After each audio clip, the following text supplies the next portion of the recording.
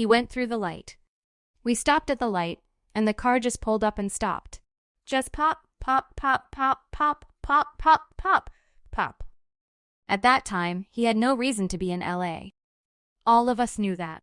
Why would Puff pay to use a studio? Rent was paid for those cars. So when you put those stickers on, you're damaging the property, right? Lil Cease was in the car when the famous rapper Biggie Smalls died too soon. He has finally chosen to tell all the jaw-dropping details. Get ready for a spine-chilling story about the scary events that shook the rap business and left us all speechless. Set the scene, shall we? The setting is Los Angeles, the city of dreams, where Biggie, Lil Cease, D-Rock, and Driver G were living like hip-hop kings. It looked like another normal night.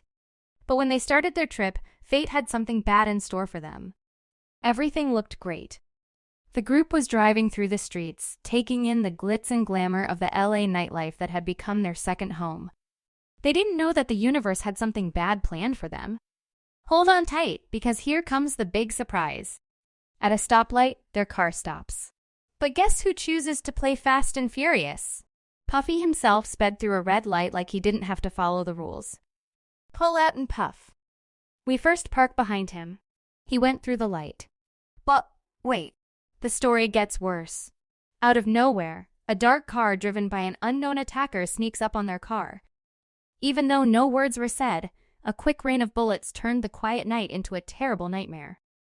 Before, a car just pulled up and people stopped getting out to get in. Just bop, bop, bop, bop, bop, bop, bop, bop, bop. Talk about a plot twist that gives you chills.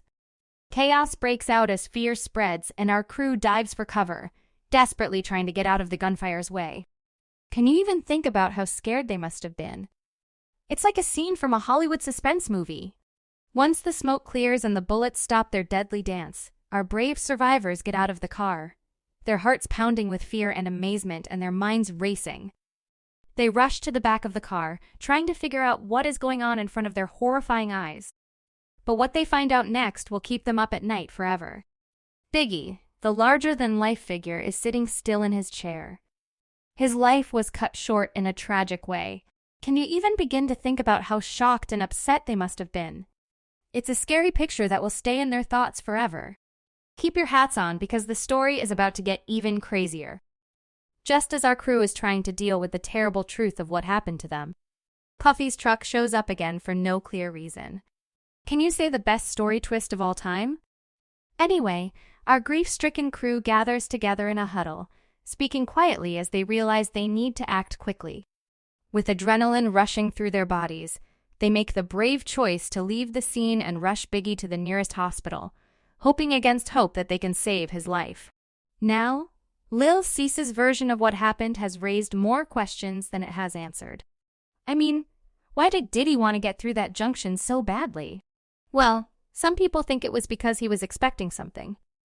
Puff was set to go through that light without stopping. He knew what would happen next. A fan said something and another fan said, "Man, I was thinking the same thing." After the killing, they go through the red light and then come back to pick up all the guys. Because he knew what was going to happen, Puffy wasn't in the car with Big. Another friend said, Puff always hung out with Big.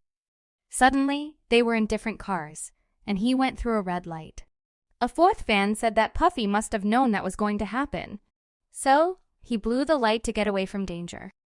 Even though Lil Cease's shocking news has left everyone in shock, some diehard fans have their own ideas about what really happened.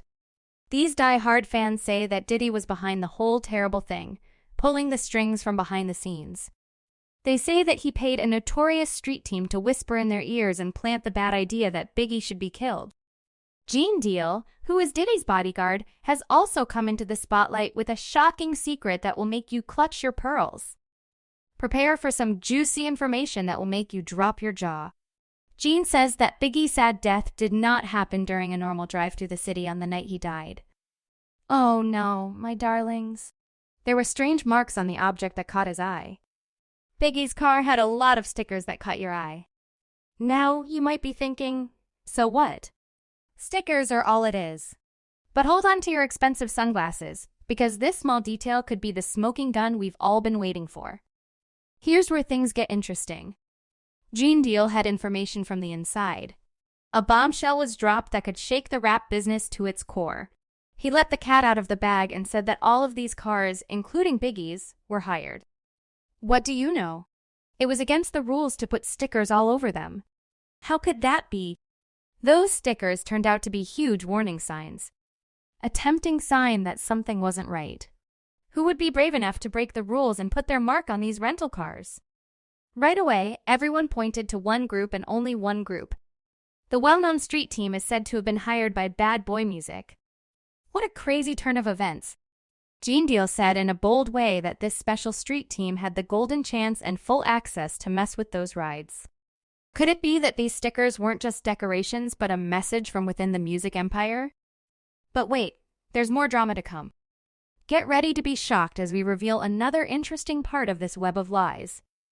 In a strange turn of events, it turns out that Puff Daddy's car, which is at the center of this whole mess, had no stickers at all.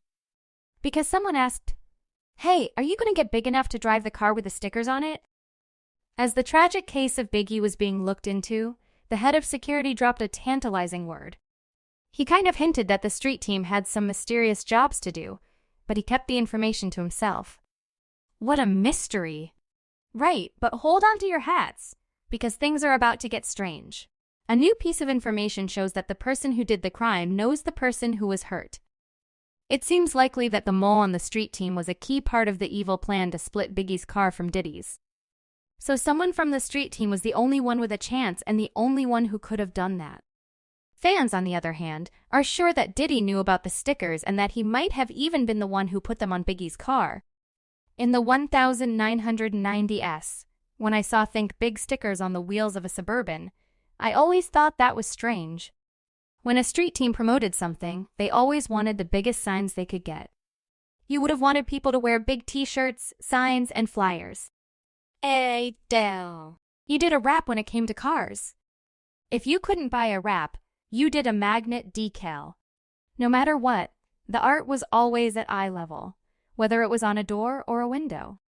Putting promotional stickers on wheels is a bad idea because no one looks down. They're not big enough, and when the wheels move, it will be backwards. I also noticed that those signs saying "no one can read" stood out. One fan said, "It's true."